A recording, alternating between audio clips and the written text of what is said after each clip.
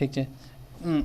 प्राण और देह स्वतंत्रता का संरक्षण अनुच्छेद 21 में, और इसी में जो है शिक्षा का अधिकार अनुच्छेद 21 जो है जोड़ा गया है 21 के को में 86वें संविधान संशोधन 2002 अटल बिहारी वाजपेयी के द्वारा जोड़ा गया था इसको, कि जो है शिक्षा का अधिकार को मूल अधिकार बनाया गया। इसके अनुसार 6 से जो है 14 वर्ष तक की आयु के जो है सभी बच्चों को निःशुल्क और अनिवार्य शिक्षा उपलब्ध कराया जाए। ठीक है, अब देखिए अनुच्छेद 22 पढ़ते हैं अब हम लोग, 21 तो पढ़ लिया। कुछ दशाओं में गिरफ्तारी और निरोध से संरक्षण। अनुच्छेद 22 कहता है कि दो भाग हैं, मतलब अनुच्छेद 22 के कितने भाग हैं? 2 भाग हैं। पहला भाग साधारण कानूनी मामलों से है, जबकि दूसरा भाग निवारक हिरासत के मामलों से है। ठीक है, इस अनुच्छेद के अनुसार जब कोई व्यक्ति साधारण कानून के तहत गिरफ्तार किया जाता है, उसे गिरफ्तार करने के आधार पर कारणों से परिचित कराना चाहिए और उनके आधार पर उसे गिरफ्तार किया जाना चाहिए।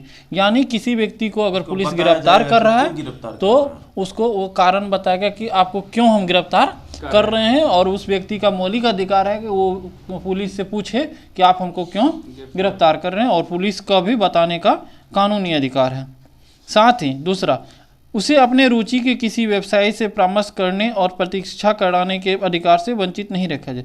यानी मनपसंद का वकील रख सकता है। हाँ, किसी भी अपने रुचि के विधि जो है व्यवसाय से, यानी कि अपना वकील मनपसंद के वकील से को रख सकते हैं। ठीक है, और उसे वंचित नहीं किया जा सकता। तीसरा है कि उसे गिरफ्तारी के 24 घंटे के अंदर निकटतम न्यायाधीश के समक्ष प्रस्तुत किया जाएगा। जो निकटतम न्यायाधीश है उसके समक्ष उसको क्या होगा? प्रस्तुत किया जाएगा। ठीक है, और आने जाने का समय इसमें आने जाने का समय छोड़ के।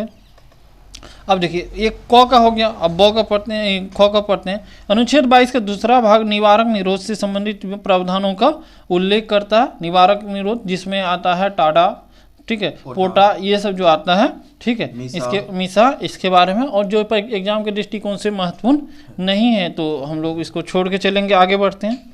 अब आइए अनुच्छेद हम लोग जो तीसरा शीर्ष है शोषण के विरुद्ध अधिकार 23 और 24। 23 में है कि मानव के दुर्व्यवहार और बालाश्रम का प्रतिषेध। मानव के दुर्व्यवहार और बालाश्रम का प्रतिषेध अनुच्छेद 23 में। इस अनुच्छेद में मानव दुर्व्यवहार, बलात्सर्म और इसी प्रकार के अन्य बलात्सर्म पर रोक लगाता है, लेकिन राज्य सार्वजनिक उद्देश्य के लिए अनिवार्य सेवा अधोरोपित कर सकता है। इसमें कहा गया है अनुच्छेद 23 में कि अनुच्छेद 23 में कहा गया कि कोई किसी का बलात्सर्म मतलब जबरदस्ती किसी से कोई श्रम नहीं करा सकता है, और साथ ही उसका दुर्व्यवहार भी नहीं कर सकता। ठीक है, जबरदस्ती बस कोई श्रम नहीं करा सकता है, मतलब 8 घंटा ड्यूटी है 10 घंटा नहीं करवा सकते हैं, यही ना? नहीं, मतलब कि अगर किसी को जबरदस्ती किसी काम के लिए नहीं उसको फोर्स कर सकता। ठीक है, हाँ, बंधुआ मजदूरी नहीं कर, पहले बंधुआ मजदूरी चलता था तो वो नहीं किया जा सकता। ठीक है, जबरन काम करवाना नहीं कर सकता। कोई किसी का दुर्व्यवहार नहीं कर सकता। ठीक है, दुर्व्यवहार मतलब ऐसा व्यापार, मानव का तस्करी वगैरह ये सब को नहीं कर सकता है। ठीक है, लेकिन राज्य सार्वजनिक उद्देश्य के लिए अनिवार्य सेवा अधिरोपित कर सकती है। लेकिन राज्य सार्वजनिक उद्देश्य के लिए ये एक सेवा कर सकती है, जैसे पुलिस सब का। पुलिस सब को एक तरह से देखिए सब मौलिक अधिकार का हनन है। ठीक है, क्योंकि उसका क्या है, उस बलात्सर्म है, 8 घंटे का ड्यूटी है, लेकिन उसका ड्यूटी का कोई घंटा लिमिट नहीं है, परंतु वो क्या है, राज्य को, हाँ, सार्वजनिक क्षेत्र के उद्देश्य को पूर्ति करें। अगर पुलिस सार्वजनिक क्षेत्र के उद्देश्य को पूर्ति नहीं करेगा तो अराजकता फैल जाएगा राज्य में। ठीक है, तो इस कारण से जो है राज्य उससे मतलब लेता है, तो उसको हम बलात्सर्म की श्रेणी में नहीं रखेंगे।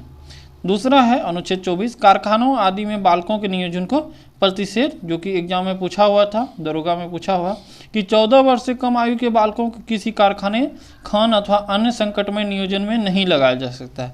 14 वर्ष से कम 14 वर्ष से अधिक है तो किसी कारखाने, खान अथवा संकटमय नियोजन में कर सकता, परंतु उससे कम हो तो ऐसे जगह पे वो कार्य नहीं कर सकता।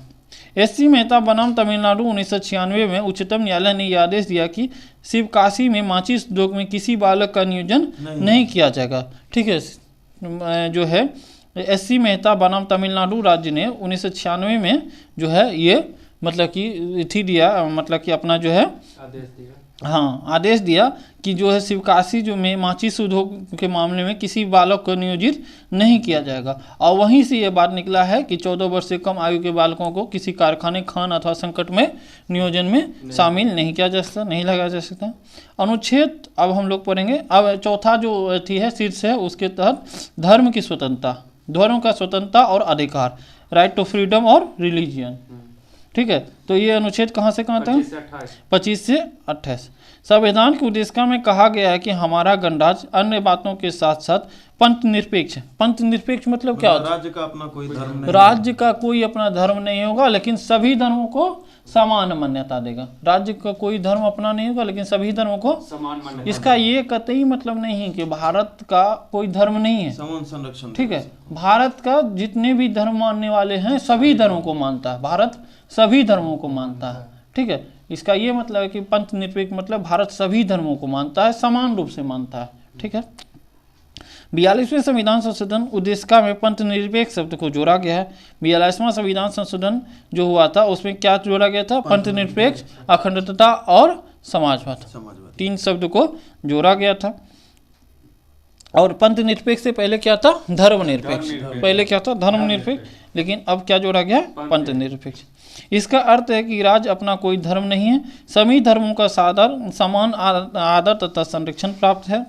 धर्म के आधार पर किसी एक से विभेद नहीं किया जाएगा और प्रत्येक व्यक्ति को धर्म की पूर्ण तथा समान स्वतंत्रता प्राप्त है। अनुच्छेद 25 से 28 में सभी व्यक्तियों को धर्म के सभी पक्षों में स्वतंत्रता के अधिकार का उपबंध का वर्णन किया गया।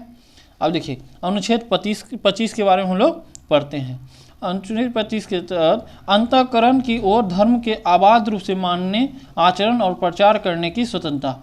आप आंतरिक रूप से या मन से अपने धर्म, जिस धर्म को आप मानते हैं, अबाध रूप से मतलब विस्तृत रूप से आप उसे मानिए, ठीक है, उसके प्रति आचरण कीजिए, ठीक है, और प्रचार करने का स्वतंत्रता है आपको अनुच्छेद 25 के तहत। ठीक है, आप जिस धर्म को मानते हैं, हिंदू, मुस्लिम, सिख, ईसाई, जिस धर्म को आप मानते हैं, आप अपने धर्म को अबाध रूप से मतलब विस्तृत रूप से मानिए, उसके प्रति आचरण कीजिए। ठीक है, यदि आप पूजा करते हैं पूजा कीजिए, नमाज पढ़ते हैं नमाज पढ़िए, जो भी काम करते हैं कीजिए और उसका प्रचार प्रसार कीजिए। इसका स्वतंत्रता है आपको, ये मौलिक अधिकार है आपको। 25 आपको अनुच्छेद 25 देता है। अनुच्छेद 26 कहता है कि धार्मिक कार्यों का प्रबंध की स्वतंत्रता, अनुच्छेद 26 कहता है। अनुच्छेद 25 से 26 के लिए दिए गए अधिकार असीम नहीं हैं। एक तो वे लोक व्यवस्था, नैतिकता और स्वास्थ्य के अधीन रहते हुए दिए गए हैं, दूसरे राज्य विधि बनाकर आर्थिक, वित्तीय या राजनीतिक या अन्य लौकिक क्रियाकलाप का विनियमित कर सकते हैं। अनुच्छेद जो है 25 और 26 वो असीम नहीं है। असीम मतलब बहुत बड़ा नहीं है।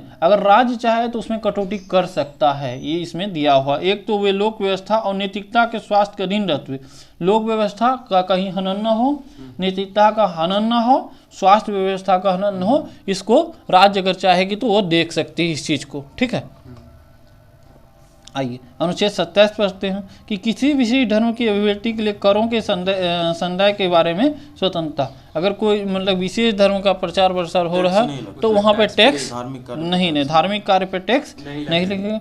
अनुच्छेद 28 पढ़ते हैं। कुछ शिक्षण संस्थानों में धार्मिक शिक्षा या धार्मिक उपासनाओं में उपस्थित होने के बारे में स्वतंत्रता। कुछ शिक्षण संस्थान है जहाँ पर धार्मिक शिक्षा या धार्मिक उपासना में उपस्थित होने के बारे में आप स्वतंत्र हैं। ठीक है, वहाँ पे धार्मिक जो आप कार्य कर सकते हैं, धार्मिक उपासना कर सकते हैं, उसमें कोई रोक टोक नहीं होगा। अब अनुच्छेद जो है आपको 5वां जो हेड है उसको पढ़ते हैं, शीर्ष को, संस्कृति और शिक्षा संबंधी अधिकार। ठीक है, संस्कृति और शिक्षा संबंधी अधिकार, कल्चर एंड एजुकेशनल राइट। अल्पसंख्यक वर्गों के हितों के संरक्षण। अनुच्छेद 29 कहता है कि अल्पसंख्यक वर्ग के हितों का संरक्षण होगा। भारत के नागरिकों को अपनी विशेष भाषा, लिपि या संस्कृति को बनाए रखने का अधिकार। भारत के नागरिक जो अपनी मतलब कि जो है लिपि है, उसका भाषा है, ठीक है, यदि आप तेलुगु बोलते हैं तो तेलुगु है, यदि आप मतलब लिपि आपका जो है देवनागरी है, इंग्लिश है, जो है वो। उसके बाद संस्कृति, आप जिस संस्कृति को मानते हैं वो आपका अधिकार है, ठीक है, वो आपको बना के रख सकते हैं, उसमें कोई छेड़छाड़ या राज्य की तरह किसी तरह राज्य की ओर से किसी तरह का बलपूर्वक उसको हनन नहीं किया जा सकता है। राज्य द्वारा प्रेषित अथवा राज्य निधि से सहायता प्राप्त पाने वाले किसी शिक्षण संस्थान में प्रवेश से किसी भी नागरिक को केवल धर्म, मूल वंश, जाति, भाषा या अन्य में किसी के आधार पर वंचित नहीं किया जा सकता। राज्य द्वारा प्रेषित अथवा राज्य निधि से सहायता प्राप्त, राज्य के द्वारा किसी भी तरह से सहायता प्राप्त है, जैसे आपका गांव में स्कूल है मान लीजिए, उसमें आपको धर्म, जाति और भाषा के आधार पर, मूल वंश के आधार पर वंचित नहीं कर सकता पढ़ने के लिए। कोई भी धर्म का है वो उसमें जाके पढ़ सकता है, उसे जो है वंचित नहीं किया जा सकता, वो उसका मूल अधिकार है। तीसरा अनुच्छेद 30 में है कि शिक्षक संस्थाओं की स्थापना और प्रशासन करने का अल्पसंख्यक वर्गों का अधिकार अनुच्छेद 30 में है। यह अनुच्छेद धर्म और भाषा पर आधारित सभी अल्पसंख्यक वर्गों को अपनी रुचि के शिक्षण संस्थाओं की स्थापना और प्रशासन का अधिकार देता है। मान लो अनुच्छेद 30 कहता है कि जो है अल्पसंख्यक वर्ग है वो अपने धर्म के हिसाब से अपना शिक्षक संस्थान बना सकते हैं, वहाँ पे वो शिक्षा दे सकते हैं, वो उसका मौलिक अधिकार है, ग्रहण कर सकते हैं, ठीक है, तो उसका मौलिक अधिकार है, ये कहा गया है। अल्पसंख्यक शिक्षा संस्था 3 प्रकार की होती है। अल्पसंख्यक जो शिक्षा संस्थाएं कैसी होती हैं? 3 प्रकार की होती हैं। राज्य से आर्थिक सहायता से वो मान्यता प्राप्त करने वाला, दूसरा है ऐसे संस्थान जो राज्य से मान्यता लेते हैं किंतु आर्थिक सहायता प्राप्त नहीं करते हैं, और तीसरा है आपको ऐसे संस्थान जो राज्य से मान्यता एवं सहायता दोनों ही नहीं लेते हैं। तो 3 तरह के हो गए। आइए अब हम लोग जो है अनुच्छेद जो है आपको 32 से 32 पढ़ते हैं, संवैधानिक उपचारों का अधिकार। संवैधानिक उपचारों का अधिकार, ठीक है। और इस संवैधानिक उपचारों का अधिकार को किसने कहा था कि भारतीय संविधान क्या था? भीमराव अम्बेडकर ने कहा था, ठीक है। अनुच्छेद 32 में दिए गए संवैधानिक उपचारों के अधिकार के द्वारा मौलिक अधिकार को उच्चतम न्यायालय द्वारा परिवर्तनीय बनाया गया है। यानी अनुच्छेद 32 जो है ये है कि मौलिक अधिकार के प्रति न्यायालय की क्या जिम्मेवारी है, उसके बारे में ये अनुच्छेद 32 हमको समझाता है कि अनुच्छेद 32 जो रीट जारी करती है न्यायालय, उसके बारे में हमें बताता है। कितने प्रकार की रीट जारी करती है? 5 प्रकार के रीट जारी करती है, ठीक है। जो है रीट, उच्चतम न्यायालय किसी भी मूल अधिकार के संबंध में निर्देश या आदेश या रीट जारी कर सकता है। संविधान में 5 प्रकार के रीट का उल्लेख है। पहला है कौन? बंदी प्रत्यक्षीकरण, ठीक है। इसके द्वारा न्यायालय किसी गिरफ्तार व्यक्ति को न्यायालय के सामने प्रस्तुत करने का आदेश देता है। इस रीट के लिए आवेदन पीड़ित व्यक्ति की ओर से कोई भी कर सकता है। यह रीट किसी भी राज्य या व्यक्ति के खिलाफ जारी किया जा सकता है, ठीक है। यह रीट जो है किसी भी, तो बंदी प्रत्यक्षीकरण क्या है कि इसके द्वारा न्यायालय किसी जो है गिरफ्तार व्यक्ति को न्यायालय के सामने प्रस्तुत किया जा सकता है। और यह रीट के लिए आवेदन जो है पीड़ित व्यक्ति की ओर से कोई भी कर सकता है, जरूरी नहीं कि वही व्यक्ति हो, क्योंकि हो सकता है कि वो व्यक्ति गिरफ्तार है, तो व्यक्ति गिरफ्तार है तो वो कैसे कर सकता है। तो इस जो है बंदी प्रत्यक्षीकरण के लिए कोई भी कर सकता है। दूसरा है परमादेश, मेंडामस। यह रीट तब जारी किया जाता है जब न्यायालय को यह लगता है कि कोई व्यक्ति जो है कोई सार्वजनिक पदाधिकारी है, न्यायालय अथवा निगम अपने दायित्व का पालन नहीं कर रहा और किसी व्यक्ति का मौलिक अधिकार प्रभावित हो रहा है। इसके लिए आवेदन पीड़ित व्यक्ति द्वारा दिया जा सकता है। यह रहता है मतलब रीट जो है परमादेश है।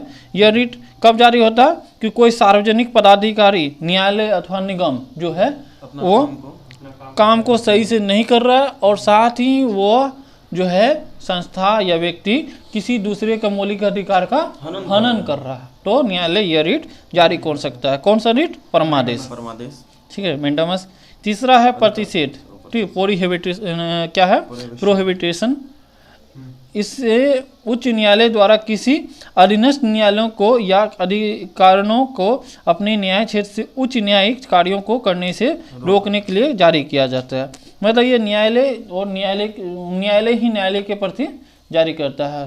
कौन सा? सर्वोच्च न्यायालय या उच्च न्यायालय जो है अपने अधीनस्थ न्यायालय के प्रति जारी करता है और कहता है कि अधिकारियों को अपने न्याय क्षेत्र से उच्च न्यायिक कार्यों को करने से रोकने के लिए कि यह कार्य आपके मतलब कि क्षेत्र का नहीं है, आपके क्षेत्र का बाहर का है, आपके क्षेत्र से ये कार्य बाहर है, तो आप उसको आगे भेजिए, जो है प्रतिषेध करता है। चौथा है उत्प्रेषण, ठीक है। चौथा क्या है? उत्प्रेषण।